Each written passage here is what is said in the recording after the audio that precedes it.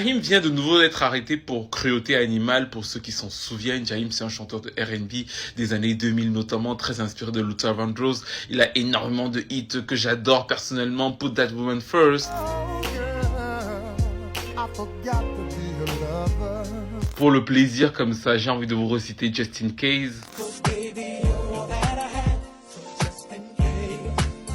Peu de gens le savent, mais c'était un vendeur d'albums très stable dans les années 2000 et progressivement, depuis les années 2010, sa carrière est un peu tombée et lui-même, sa santé mentale, je crois, en a pris un coup. En tout cas, on l'a vu amaigri, souvent désorienté dans le métro.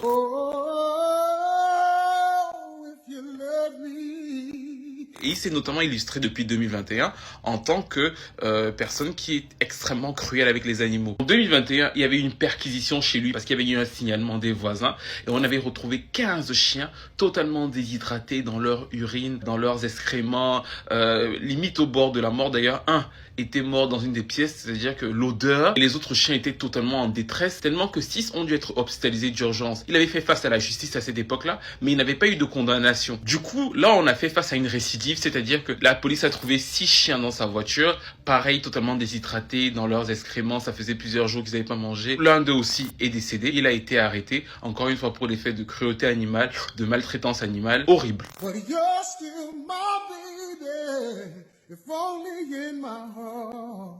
Moi, je pense qu'il a un gros problème de santé mentale. Il a encore bien sa voix, il avait la capacité d'avoir une belle carrière adulte vu le créneau Luther Vandross, mais au final, il l'a totalement ruiné et en plus, cette cruauté animale qui n'a pas de limite chez lui, moi, je pense qu'on devrait lui interdire de toucher un animal encore dans sa vie. En fait, j'espère que sa condamnation cette fois-ci, ce sera qu'il aura plus le droit d'avoir des chiens. En tout cas, c'est Orelsan qui avait raison, parce que chaque fois que je fais des TikTok maintenant, je pense toujours à la phrase d'Orelsan quand il avait dit que sont devenus les idoles de ma jeunesse. Où sont passés les stars de ma jeunesse, morts ou devenus des parodies d'eux-mêmes. Quand tu entres bien dans la trentaine, c'est tellement vrai.